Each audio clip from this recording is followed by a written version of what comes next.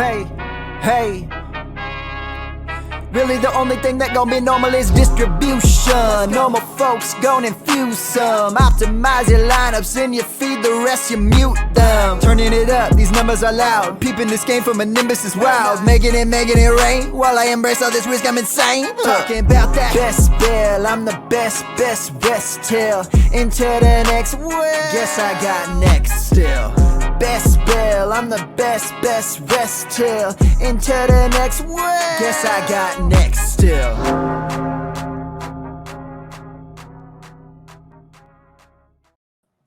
And welcome to BestBell Fantasy live stream. I'm Bradley Stalder. Tonight I'm going to get into some waiver wire week 7. Our entire fantasy lineup seems to be just decimated. It's a better question of who's not going to be on the injury report for week number 7. And I think that we're just going to have to play it by ear. I mean, Trevor Lawrence is day to day. Ryan Tannehill has a sprained ankle. Justin Fields has a dislocated thumb, right? The Josh Allen is questionable. We've got a lot of questions just at the quarterback position, not to mention all of the running back injuries. Kyron Williams is going to be out. Christian McCaffrey is dealing with an injury. There's been a lot of fantasy gold through the first few weeks, through the first 6 weeks, and now we're facing adversity. This is where in your managed leagues, you need to step up and make it happen. You cannot be missing out on waiver wire gold. Last week, I was not a fan of DeMercado. A lot of people came on my show and asked Bradley, should I go DeMercado or X player? The answer was always X player, not DeMercado.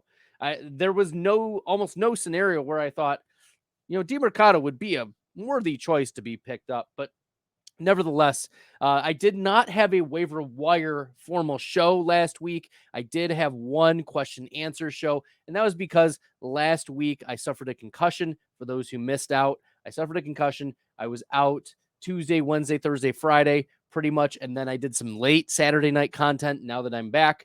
But I'm back at it to bring you some of the best content in the industry. I am excited, happy to bring it to you so that we can get those championships in store. I'm excited for y'all. This has been great. I know Monday Night Football is on, but y'all will be able to check it out after, check out this episode maybe after Monday Night Football. Maybe there's some more injuries that we need to talk about. Maybe there's some other waiver wire ads. But the first player that you need to be adding is perhaps one that's going to surprise some of you, and that is Jordan Mason, running back for the San Francisco 49ers. I mentioned in the opening that Christian McCaffrey is dealing with an oblique injury, and the question is, who's going to be the number 2 back? And I love Elijah Mitchell. Don't get me wrong. I love Elijah Mitchell. Elijah Mitchell was one of my favorite later round prospects when he came out a few years ago. I said if he got any chance to get opportunity and a lion's share, he would do great things with it. And he landed on San Francisco, and there were injuries, remember, to Mostert and Wilson, and Elijah Mitchell himself dealt with injuries. I like Elijah Mitchell, but I think that people are missing out on or sleeping on Jordan Mason. Mason, an undrafted free agent out of Georgia Tech, 5'11", 223. So he's built to handle heavy workload. So far this season, Jordan Mason, 21 rush attempts, 5.6 yards per attempt. And you're like, but Bradley, what about last year? What did Jordan Mason do in his rookie year? Only 43 attempts, 6 yards per carry. And he's had a 90.6 and 85.9 PFF rush grade over the last 2 seasons. He's played very well in his small sample size for San Francisco. Now, do I think Jordan Mason gets the lion's share of the San Francisco running back touches if McCaffrey is out? The answer is no. I don't think so. But I think this is a better scenario than it would have been if Deebo Samuel was not also dealing with an injury. Deebo is expected to be day-to-day. He's questionable. I doubt that the San Francisco 49ers will involve Deebo Samuel very much in the running game if he's already dealing with an injury and with Christian McCaffrey already dealing with an oblique injury. I don't think we've got an official timeline for McCaffrey. It's probably going to be a pain tolerance. But if I'm picking up a 49ers running back. Elijah Mitchell, sure, like you can pick him up, but I think that the sharp plays or the players who are not going to fall, like is Elijah Mitchell is going to be more popular. Jordan Mason, I think, is worthy of splitting the carries, splitting the touches in the San Francisco backfield. He's played very well. He's had a touchdown each of the last 2 games, weeks 5 and 6. 3.3 yards after contact per attempt is very good. He had 4.3 last year. So this is a player that you're going to say to yourself, okay, Bradley, if we want to take a shot on a guy who's not going to be very popular, let's get Jordan Mason in. He's 7th among all running backs in true yards per carry this season, 7th in fantasy points per opportunity at 1.13. So we've seen him be utilized and be efficient, but also from a macro scale, the San Francisco 49ers run the second most run plays per game. So there would be plenty of opportunity. There's still 12 to 15 carries up for grabs.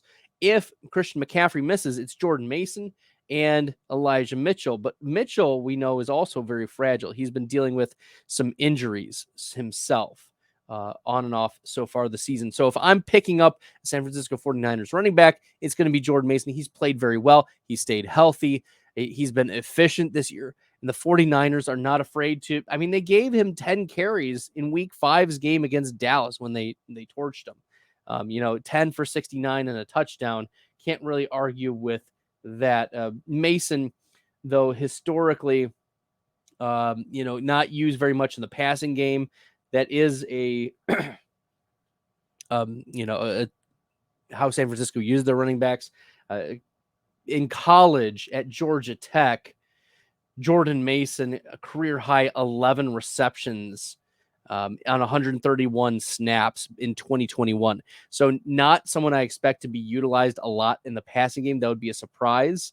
But a player that would run very efficiently behind San Francisco, a mid-pack running back too, probably mid to low running back too. I'd say between 22 and 24 is probably a safe bet for Jordan Mason if Christian McCaffrey misses.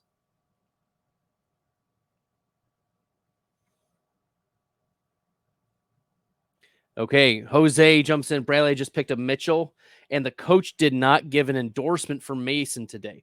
Okay, well, we'll continue to listen and pay very close attention. But if I'm picking up, if I've got deep benches and I need someone, I'm not afraid of Jordan Mason. He's played very well. So I understand that Jose has a little bit of concern, but I hear you on that. We're just going to continue to pick up both of them. I'm not saying don't pick up Mitchell. I think we need to pay attention to Jordan Mason here. Okay. The next, Michael Mayer. Y'all need to be picking up Michael Mayer. This is a player that, I've got the Notre Dame glasses on, guys. How can I not root for Michael Mayer?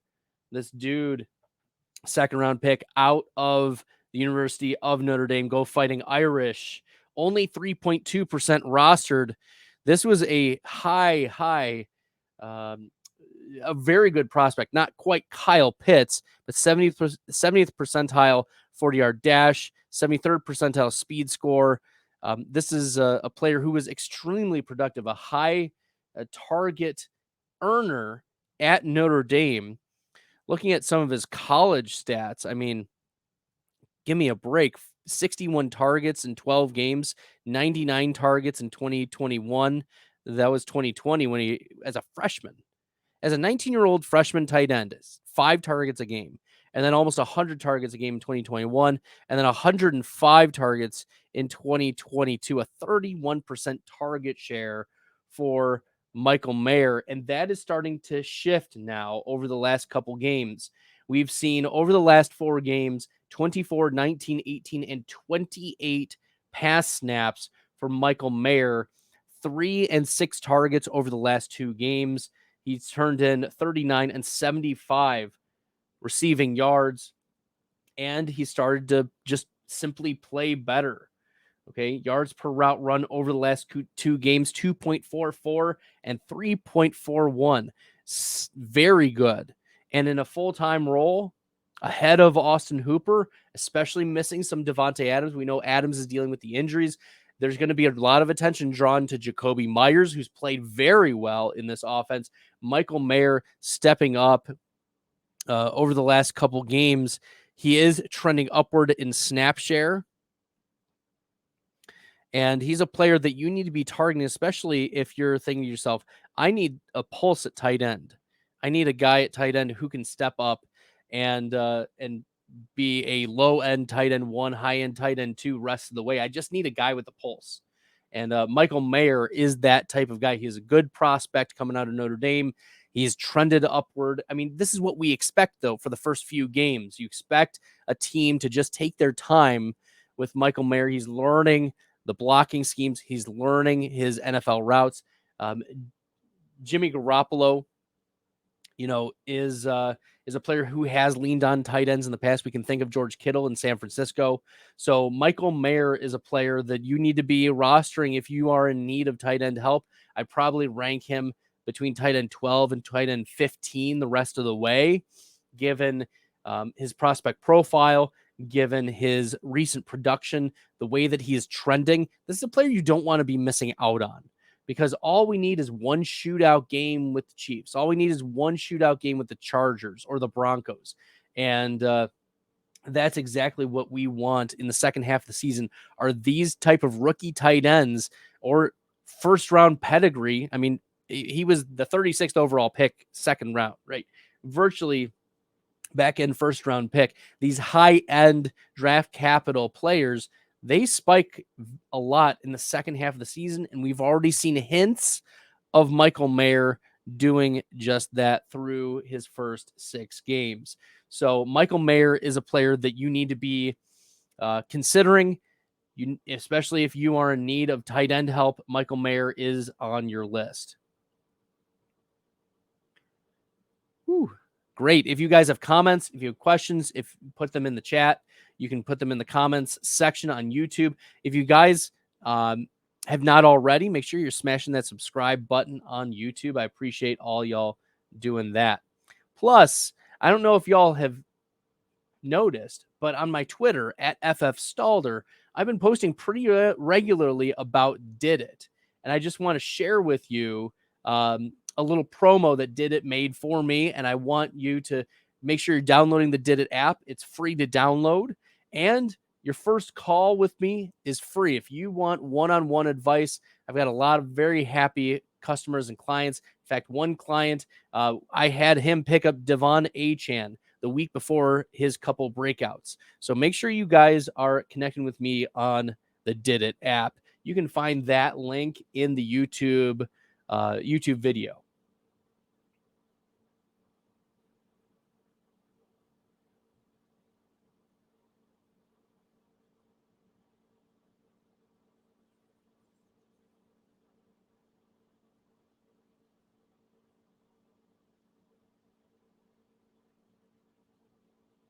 All right. So the next player that I need you guys to be picking up off of waivers, this was one of my favorite prospects. I know that there were a lot of other people pounding the table for Josh Downs, but y'all need to be making sure that Josh Downs, especially in full PPR settings, is a player that you're picking up. Gardner Minshew is looking his way, and we don't know how long Anthony Richardson is going to be out. Anthony Richardson suffering the shoulder injury against Tennessee. He landed awkwardly, and there's been some rumors about Richardson considering season-ending surgery. Selfishly, based on all my best ball teams and leagues, I do not want that to happen, but he's got to do what he's got to do. I totally get it. But one of the recipients of the Colts offense and the progression of his development is Josh Downs. This is so exciting. Josh Downs was one of the highest PFF graded receivers out of college last year. He was an early declare, 3rd round pick out of North Carolina. He's 22 years old, 4.48 speed, so 71st percentile 40-yard dash, 89th percentile burst score, 86th percentile agility score, 60th percentile catch radius. And this is a guy who's 5'9", 171. So he's not a big dude, But if we look at his targets over the last 6 weeks, 5, 5, 11, 3, 6, and 8. Yes. So almost every single week, Josh Downs has had at least 5 targets, and he's catching 74% of his passes. His PFF receiving grade isn't great, but the yards per route run 1.37 isn't as bad as some of the other receivers that are on the team. And his player profiler comp is Wan'Dale Robinson. Okay. And you can see why they're built similarly. They've got nice speed. And Josh Downs operates primarily out of the slot. He's 4th among all wide receivers in slot snaps. He's 18th among wide receivers in yards after the catch. And so he's making things happen after the catch. And despite, his size, still tied for first among all receivers in contested catch rate and 25th among route win rate. So he's winning a lot of routes. When he gets open, he's able to get yards after the catch, and he's getting targets. So if you need someone to step up, let's say you've been missing some guys due to injuries, Josh Downs is a low end PPR flex play moving forward. But the thing is, sometimes you need a guy with a pulse, and Josh Downs is that type of player. He set a season high in pass snaps, 52 against Jacksonville this past week. That was a pretty big jump from his previous season high of only 41 back in week number 3 against Baltimore. It just seems like the Indianapolis Colts trust him as the number 2 receiver behind Michael Pittman. The tight ends are, rotating through. You got Granson, you got Mo Alley Cox, you got others, Will Mallory, right? Jonathan Taylor is still getting worked in. Zach Moss had been splitting now 50-50 this past week with Jonathan Taylor. So Josh Downs seems to be the number 2 receiving option for the Indianapolis Colts. Michael Pittman, obviously, still the number 1. We're not going to move away from that. But Josh Downs is a player that's probably available in most of your redraft leagues and is a viable flex, especially a bye week plug-in or a player that if you just need someone, Josh Downs could work out for you. Mark Folkman asks, drop Ertz or Jonnu to pick up Michael Mayer. Yeah, I'd be willing to do that. I feel like Jonnu and Michael Mayer are pretty lateral moves, but if Kyle Pitts is ascending, which we've seen over the last couple weeks, Kyle Pitts ascending, then Jonnu Smith, is probably gonna, what goes up must come down, and Jonnu Smith we've seen continue to rise, but I think that's going to be limited with Drake London's target share going up, Kyle Pitts target share going up. We're going to see Jonnu Smith dive down a little bit, but I think Jonnu Smith is still viable. I just think Michael Mayer is the better of the plays rest of season. Joaquin De La Guardia says he's 1-5 with Burrow, Bijan, ATN, Amon-Ra, Olave, Hawkinson, Devonta, with Watson and Connor on the bench. Ooh, the Connor IR issue, that is so frustrating. I'm so sorry, Joaquin. 12-team PPR, is it possible for me to make the playoffs? I mean, anything is possible. Let me tell you, anything is possible. I took a team that started 0-7. I think it was 0-7 or 0-8. I lost the first 7 or 8 games of the season in my fantasy league, in my home league. And boy, that was embarrassing. And then I decided I would need to try a different strategy. And the strategy was stacking. So what I did was, this was the time when Sean McVay had Todd Gurley and Cooper Kupp and Jared Goff and Robert Woods, Tyler Higbee, and I just stacked all the Rams. I traded, I overpaid, I made sure that I got all of the Rams. And that team continued to crush the entirety of the way. So that is one way in which you can shift the tides. Because if you believe, what I would do in this particular scenario, we know that the Miami Dolphins are the team to be targeting. So they're putting up the most points, most yards, et cetera, et cetera. We want the Miami Dolphins. So if you can trade pieces of this to get more of the Miami Dolphins, just increasing the chances that they spike significantly, because not only are the Dolphins scoring a lot of points, but they're also doing it pretty consistently. No one's really going to stop them, and they're going to get into more shootouts. So consider trying to get some more Dolphins on your team. Okay, whether that's Tyreek Hill, whether that is Tua, Jalen Waddle, Raheem Mostert, stashing Achane, whatever you can. I think that it's worth trying to, maybe you can do a Connor Achan swap. Connor plus what gives you Achan for redraft. They're both on IR and they've both been playing very, very well. So Connor plus what gets you Achan. So that's something you could think about. Okay. Jim Tanner, thanks for joining. T. Higgins for Pollard. T. Higgins for Pollard. Yeah, if you can get Pollard for T. Higgins, that would be great. Okay. And PPR, yeah, give me Pollard, the Pollard side. Jelly of the month, 4-2. Burrow on bye. AR probably out. 0-6 team. Offered Herbert for a 6th rounder next year. Thoughts? You have no value next year if kept. Yeah, sure. Yeah, go for it. Here's the thing. Every week is a week you want to win.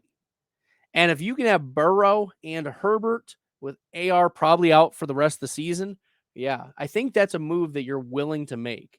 Mark is asking about whether Kyron Williams, he's going to be out, but is Zach Evans or Royce Freeman worth fab or a waste? I think it's a waste. Find someone else to step up, and I'll give you another running back, as we move forward. But I've already touched on, Jordan Mason, but there is one other running back that I'm very interested in adding and making a priority for waivers. So make sure that you guys are tuning in here in just a moment as I go through the rest of the waivers. I am not a fan of Zach Evans. I don't think he had a good prospect profile. And I was not a fan of, drafted none of him in my dynasty leagues. And I think Royce Freeman is just a 3.2 yards per carry grinder. Like, he is nothing special. So neither of those guys are worth it, especially for 1 week rentals when you do have other running backs available to you. Okay. I hate Olave and Devonta Smith in fantasy. I had big hopes, but you were right about them. Oh, thanks, Joaquin. Yeah, Olave and Devonta Smith were fades for me this offseason. What should I do with them at this point? By the way, are you not watching Monday Night Football? Uh-oh, what happened?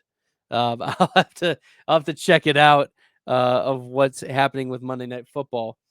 But come on, let's get it loaded. I was not watching. This is just allowing me to get some more content in at this time. It's just how it works there, Joaquin. Okay, let's see. It's 7-7 right now. Looks like Pollard 7 for 22. Yeah. Dak has 33 rushing yards and a rushing touchdown. So how about that? Okay, cool. Let's keep her moving, Joaquin. Okay, next up. We want to be getting the best wide receiver on the Kansas City Chiefs off of waivers and onto our fantasy rosters. That's right. It's not Kadarius Toney. It's not Marquez Valdez-Scantling. It's not Justin Ross. It's not any of your favorite Kansas City Chiefs except for Rashee Rice. Rashee Rice is the wide receiver that you want. He set season high in pass snaps this past week. He went 4 for 72. He did not have a touchdown, but he has 2 touchdowns on the season through 6 weeks. That's pretty good. And set a season high 72 receiving yards. This is a player 81 PFF grade, 2.75 yards per route run. That's nearly double what Josh Downs was. If I'm prioritizing Rashee Rice or Josh Downs, it's clearly Rashee Rice. You're tying yourself to a better offense. He's been playing better for this team. He's improved over the course of the last few weeks. Like, we saw 22, 17, 10, and now 25 pass snaps. So we've seen usage increased. We saw a season high in yards per reception. He caught all 4 of his targets. And this is a player who's had 5 of his 6 games, at least 4 targets. So he's getting usage. He's getting volume. He's improving his role. He played out wide a season high amount as well. 52% of the time he was playing out wide. So playing just a little bit more, and that's going to get him deeper plays. And that's going to allow his 4.5 speed, which is 63rd percentile, but also he can get out of breaks really easily. He has a 95th percentile burst score and a big catch radius, 86th percentile. So Rashee Rice is a major priority for us. Let's look at some of his metrics here. So he leads all wide receivers. Rashee Rice leads all wide receivers in target rate, 37% target rate. So when he is on the field and playing, he is getting the ball thrown his way. That's what you want for these young receivers who are trending upward. You want to see high efficiency because the efficiency is going to dip when they get more volume, but you want to see these high type of spike efficiency weeks from the Rashee Rices of the world. He was a second round pick, so he's got the draft capital. He's 7th among all wide receivers in red zone targets, and he's only played, 93 pass snaps through 6 weeks, 15 per game on average. So he's getting a lot of usage around the goal line, in the red zone. His target accuracy is 7th. Yards per route run, I mentioned, was between 2.6, 2.7. That's 14th among all wide receivers. So, and he is 3rd among all wide receivers in route win rate. 58.2% of his routes he's won. That's a big deal when you're playing with Patrick Mahomes. If you can win your routes, Mahomes is going to look his way, especially because he has the burst, he's getting out of his breaks, he's winning. That's the deal. You want guys who win. And so if we're planning on a second half of the season breakout, Rashee Rice has given us all of the signals we need. So there's no reason for you to not have him on your fantasy roster, at least as a stash right now. Rashee Rice over Marvin Mims. How can we trust the Denver Broncos to be playing Marvin Mims? He is 5th, 6th on the depth chart in some games. So Rashee Rice over Marvin Mims for now. That's why Marvin Mims is not on the show sheet tonight on the must add players. It's Rashee Rice. You need to make sure that this guy who's more than 60% available is off of waivers.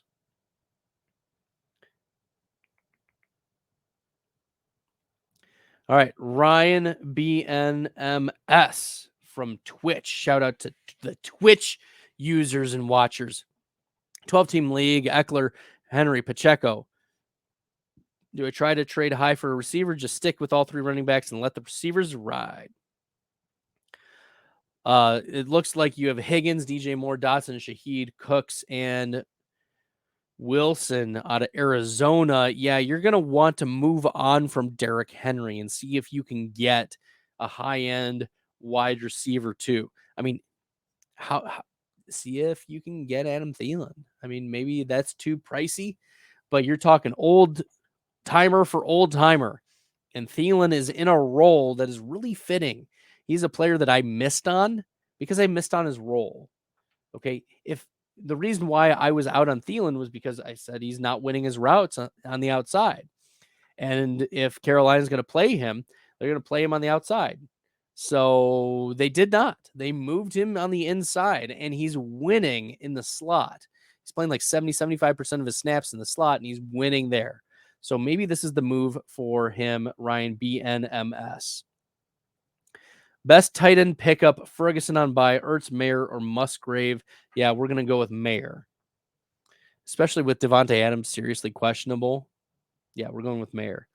Yeah. Okay, cool. Let's move on. I promised you one more running back that you need to be picking up for week number 7, and it's Craig Reynolds. Oh, man. This is great. You love to see a guy just make it happen, right? Craig Reynolds, 27 years old, out of Kutztown, drafted by Washington, an undrafted free agent, just stuck around in Detroit. But I don't know if y'all have seen, I mean, drafted by Washington, hung out with Jacksonville for a minute, and then Detroit over the last 3 seasons, 103 career carries for Craig Reynolds. And Reynolds, yeah, he was really stuffed this past week against Tampa, but 7 for 52 against Carolina in week 5. David Montgomery is expected to miss a significant amount of time, and Craig Reynolds has been trusted in the past with double-digit carries. He's also had a couple games where he's been used in the passing game, getting 20 yards, 30 yards, etc. So this is a player that we need to be picking up, Craig Reynolds. In your 32-team leagues, you need a really deep cut. Divine Azigbo was signed off the practice squad. But Craig Reynolds, I expect to be the guy. The Lions have gone on record and have said that Craig Reynolds is the embodiment of what it means to be a Detroit Lion. And I take them at their word. You take Brad Holmes and you take Dan Campbell at their word. Jahmyr Gibbs is expected to be back this week. At least he's trending that way. But I still expect Craig Reynolds to handle, 10, 12 carries. Okay. I mean, he had 4 carries in the Atlanta game, but I think that especially coming off of the injury for Gibbs, the Detroit Lions are not going to involve him fully into the game plan like they did a couple weeks ago when Monty missed the Atlanta game. So I would say Craig Reynolds is one of those deeper cut pickups. Okay. Yeah, looking at here, nothing spectacular about Reynolds other than, he's going to be the guy to get the volume. I ranked him as a top 40 running back this past week, and somehow he paid that off. But Craig Reynolds, I know Jahmyr Gibbs is coming to be back, but Reynolds is built 5'11", 216. He can handle double-digit carries. He'll get some goal line work. It remains to be seen how much the Lions trust Jahmyr Gibbs, and this is why Craig Reynolds is going to be one of the pickups in our deeper leagues. Pick up Craig Reynolds. He's probably available to you, except in your very deep leagues.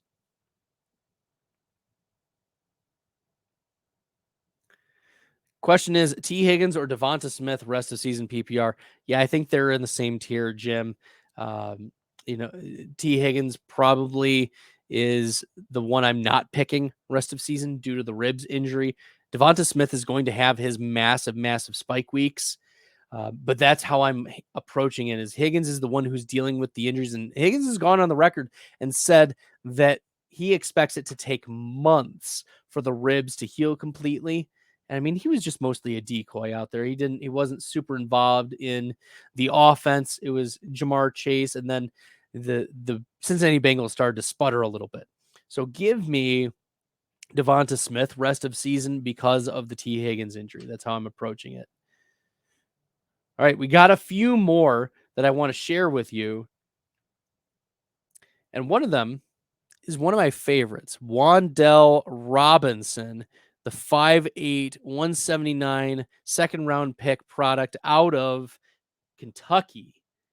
And this is the the New York Giants wide receiver who has had 5, 6, 6, and 8 targets over the last 4 games, 8 for 62 on Sunday night against Buffalo. It's clear that Wan'Dale Robinson is now in the full-time slot role. He's played 80% of his snaps out of the slot. He's played no fewer than 26 pass snaps each of the last 3 weeks. Week 3 just eased in, but still on 10 pass snaps, he had 5 targets. So we talk about a high target rate. Wan'Dale Robinson, 15th among all wide receivers in target rate so far, 28%. That's really good. And other than that, it's just PPR play, right? We need to know who the number 1 receiver is in the Giants offense, and it's Wan'Dale Robinson. He's the one who's been leaned on very heavily, especially with Darren Waller dealing with his groin issues and Darius Slayton being boom or bust and Isaiah Hodgins not living up to last season's hype. Wan'Dale Robinson is the guy that the Giants wanted to be, is the guy who they wanted him to be last year, but he tore his ACL. But Robinson missed the first 2 weeks due to, that ACL recovery. He was eased into week 3, and then week 4, he's been full go, week 4 and beyond. So continue to play Wan'Dale Robinson as a flex PPR consideration, certainly limited upside. Like, with the best that we've seen from Wan'Dale Robinson is 14 fantasy points so far in full PPR. But I mean, are you going to take 8 or 12 or 14? Like, you've got a guy with a pulse. Give me some Wan'Dale Robinson as a low end flex rest of season. But he's not going to be bust. And you want players who maybe a bye week fill-in or a spot start. A guy gets injured. Wan'Dale Robinson can step in and be a serviceable fantasy option for you. You'd rather have him on your team than taking zeros or taking risks in your lineup, especially because every single week we want to be winning these weeks. And Wan'Dale Robinson gives us some safety, security. That target share is really going to keep you in better shape for how you're structuring your lineups moving forward. Like, obviously you can attack, you have those spike week wide receivers, that you drafted early, and some of those spike week running backs, but Wan'Dale Robinson fits admirably as a flex play moving forward. That's how you should treat him. 1.45 yards per route run is kind of hurt by his 90% slot role, but Wan'Dale Robinson still rostered in only 11.5% of your leagues. All right, so I mentioned that Jonnu Smith was a player that I have lower in my rankings relative to Michael Mayer. So I did talk about Mayer first, and that's fair. But Jonnu Smith hasn't gone away, okay? Still, since week 2, at least 5 targets in every single game. And he's played at least 25 pass snaps in every game since week 2. So he's getting usage. He's getting the yards or the touchdowns. He got a touchdown. Hey, Jonnu Smith got the touchdown for the first time since 2021. Now, remember, there's some touchdown equity back in 2020 when Jonnu Smith caught 8 touchdowns for Tennessee. And who was his offensive coordinator at that time? Oh, yeah, Arthur Smith, now the head coach. So I don't think Jonnu Smith's role is going away anytime soon. He went 4 for 36 and the touchdown. Obviously, 1.92 yards per route run is very good for tight ends. Let's look at some of his metrics. Third in yards after catch among tight ends, 6th in receiving yards, 7th in receptions, 10th, he's tight end 10 in fantasy points per game, 6th in yards per team pass attempt, 9th in yards per reception, 2nd in yards per target, 3rd in yards per route run. So this is a player that is clearly in that tight end 1 blob of tight end 8 to tight end 14. Like, you can just fall in that blob. But Jonnu Smith, I think you can start him rest of season. There's not been reason to be moving away from Jonnu Smith. Still getting targets, still getting yards, still getting depth of targets. Yards per route run is good. So I prefer Mayer over Jonnu Smith the rest of season because we see Kyle Pitts improving, Drake London improving, but Michael Mayer is also improving. Jonnu Smith, I think, is going to be just fine, though, as tight end 8 to 14 rest of season.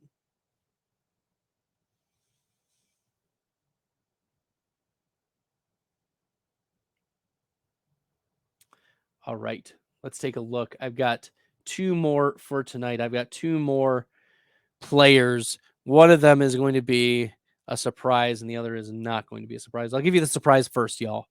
The first surprise, the surprise is Taysom Hill is on this list.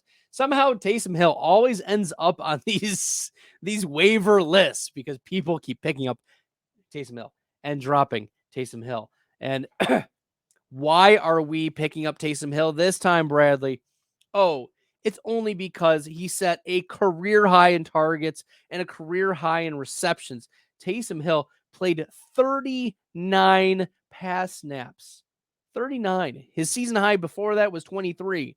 We want to get Taysom Hill in our tight end spot because Jawan Johnson is considered week to week with a calf injury, and the Saints have moved Taysom Hill into the tight end role. If only FFPC would do that. Nevertheless, nevertheless, Taysom Hill finished this past week as we don't even have that ranking up, but he'd probably be in the top 10 of tight ends, top 12 of tight ends, 7 for 49. I mean, he didn't have much rushing. Let me pull up the rushing, but you've got to be encouraged by all of that. He played mostly out of the slot. He played 7 snaps out wide, 15 yards after the catch. So this is a player that we know what his rushing can do. We know what his quarterbacking upside is, but the receiving game, for him to have 8 targets, for Taysom Hill to have 8 targets, 7 receptions, that's a game changer for us. Because, yeah, he only had 1 attempt in the Houston game, but we've seen up to 9 rush attempts on the season. If we can just get the perfect storm of Taysom Hill as a tight end, oh, baby. I will be even more upset at FFPC for making that shift for Taysom Hill to the quarterback position. But you need to be picking up Taysom Hill. He scored 12.3 fantasy points this past week. You can't be upset with that. We want to be rostering Spike Week King Taysom Hill moving forward, especially if you have tight end eligibility for Taysom Hill. Because as I said, we expect Juwan Johnson to be out. He's week to week with that calf injury, and I think that was a successful move for the New Orleans Saints to try to get Taysom Hill the ball more, take a load off of Alvin Kamara. Chris Olave is dealing with a minor injury from what I hear. So Taysom Hill, short underneath routes, Rashid Shaheed spreading the field. You've got Chris Olave running everywhere. And then Taysom Hill, close to the line of scrimmage, seeing if he can get some guys to miss.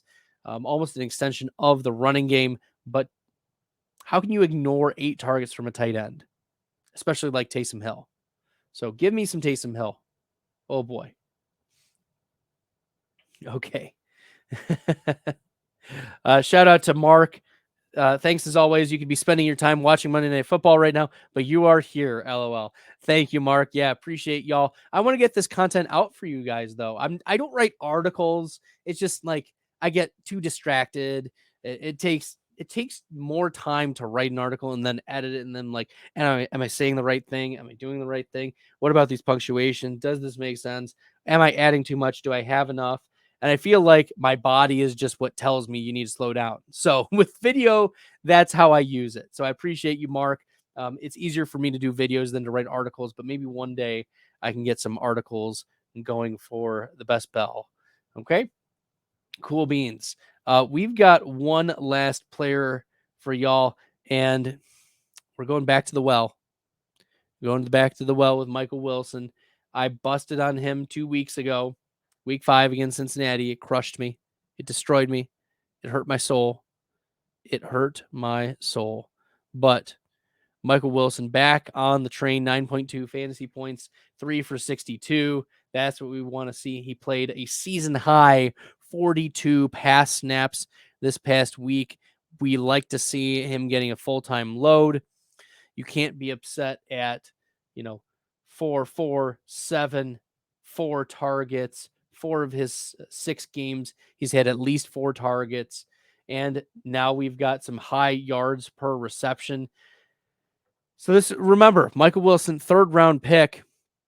Yes, he wasn't super speedy, 38th percentile 40-yard dash, but 66th percentile speed score. He's 6'1", 216. That is a big dude going down the field trying to catch the ball. 76th percentile burst score, 79th percentile agility, and 73rd catch radius. Josh Dobbs has played admirably. Like, shout out to Josh Dobbs.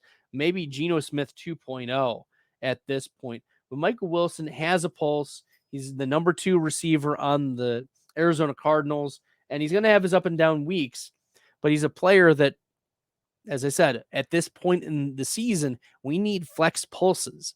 And Michael Wilson is one of those players with a pulse. We need to be rostering him. He's probably available in your league. Go get yourself some Michael Wilson. I know that I missed on him, a couple weeks ago, but we also have seen the massive spike week, 7 for 76 and 2 touchdowns. We love to see it, a 71 PFF receiving grade and a 1.83 yards per route run is not bad. It's not bad. It's okay, especially for a third round rookie. We're okay with Michael Wilson. And the Cardinals are going to continue to be in shootouts. Like, their defense started pretty good the first couple weeks, and they played admirably against Dallas in week 3. But then over the last 3 weeks, their defense has kind of fallen apart a little bit. And if the Arizona Cardinals are involved in more shootouts, that's exactly what we want to be targeting, are pieces of this offense, especially given that James Conner is not available to the Cardinals for the next 3 games. Maybe longer. We'll see how Conner does coming off the IR. But Michael Wilson, we want to make sure he is on our flex radar. All right, cool beans. Chandler Constantino, do you think trading for Saquon is a good buy low candidate? Also, I need a quarterback for next week. Only hold 2 minus Fields and Stroud. Would you trade Stroud for Howell? Ooh. Yeah, it depends on who else is on your waiver wire, I suppose. I mean, I can pull up the waiver quarterbacks. You know, Howell has a bye week, week 14. You'll probably be okay. Baker Mayfield isn't a void right now if he's on your waivers because he's dealing with a hand injury. Badgent might be interesting. Tyrod Taylor might be interesting if those are longer term injuries. Minshew, I think, has a better game moving forward. But yeah, I agree Saquon is a good buy low candidate. But looking at, I haven't done rankings yet for this week. I mean, it's just Monday, Chandler. I wouldn't trade Stroud for Howell. There's probably a better streamer for 1 week, and then you keep Stroud. That's how I'd approach this. Yeah, that's what I would do. I'd probably just bite the bullet for 1 week, and stream quarterback, and not need to trade for Howell. But yes, Saquon is a good buy low candidate. He had a couple really big rushes last night. I think like 27 and 29. He had a really slow start, but that's what you're going to get out of Saquon Barkley.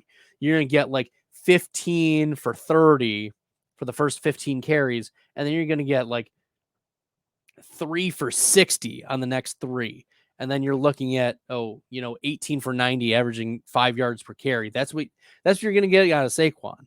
Plus a little bit of passing game usage, sprinkle that in.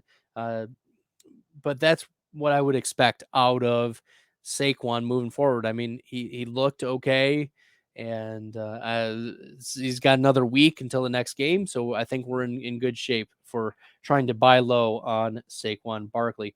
Well, if y'all are new and you like the content, make sure you guys are smashing that subscribe button. I appreciate all of you doing that. You can also hit me up on Did It.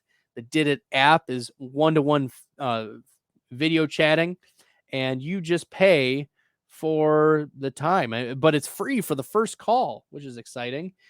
Make sure you guys are checking that out. Look forward to connecting with you. There's a lot of fun jumping into the waiver wire. It looks like it's 10-7 at halftime for the Dallas Cowboys. They're up 10-7 on the Chargers.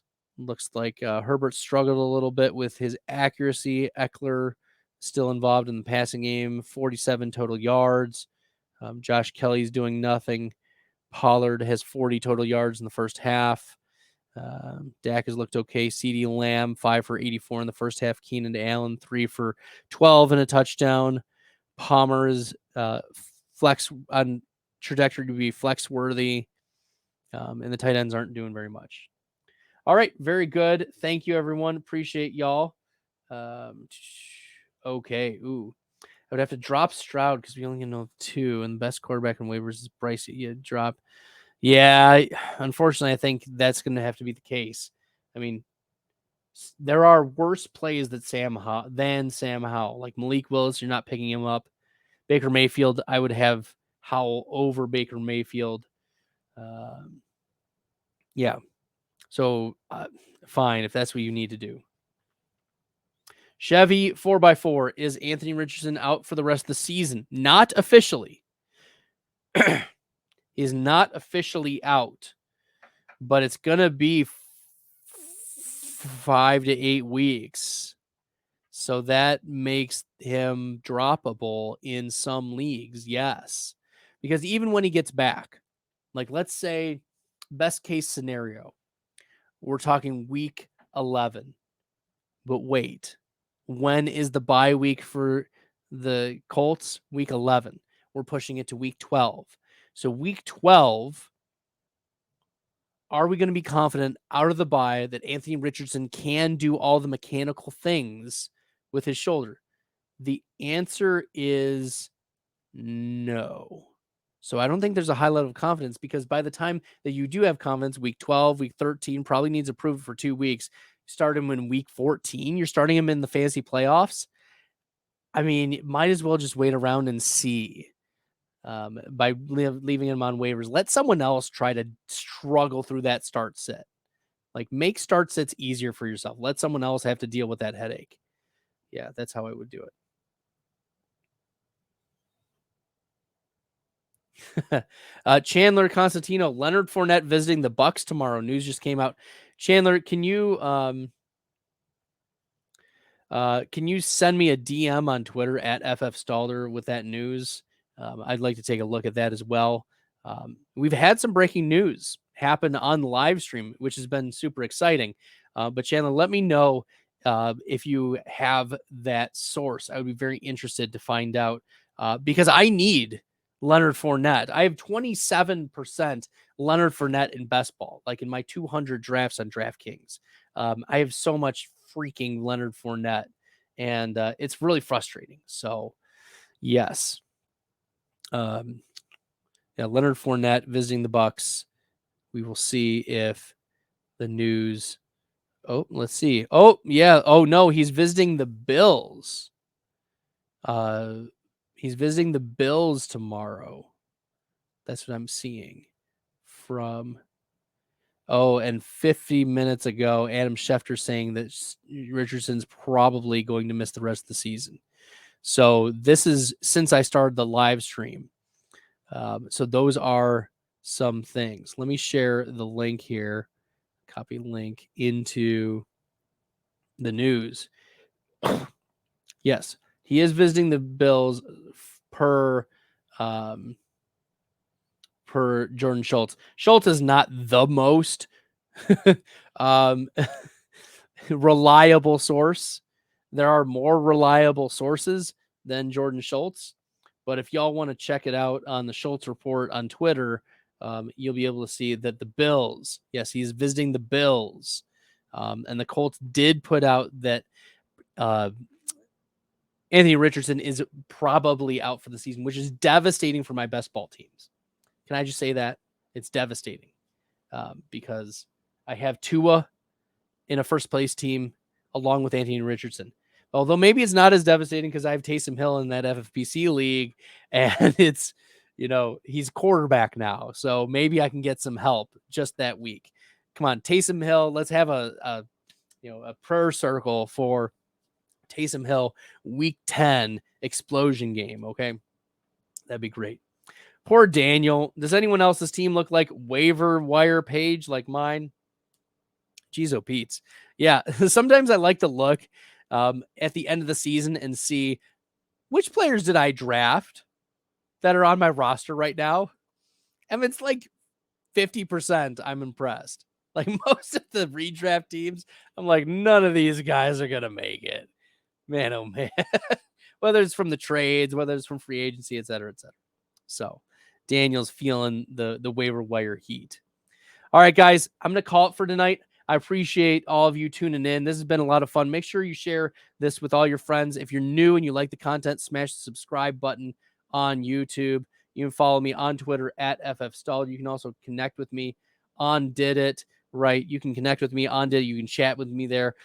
Chat with me and or other experts if I'm not available. Share your roster, set your lineup, get lineup advice. You can share your screen. That's really cool. That's one of the favorite features of my clients is that they can share their screen. It can make it super easy. You don't need to type in the chat of your entire team or screenshot me pictures. No, you can just share your screen on Did It. And the first call, as I said, is free on there. It's great. Get connected on there. It's great for advice. We got some awesome people, including, of course, myself. So, I'm excited to share all that with y'all. All right.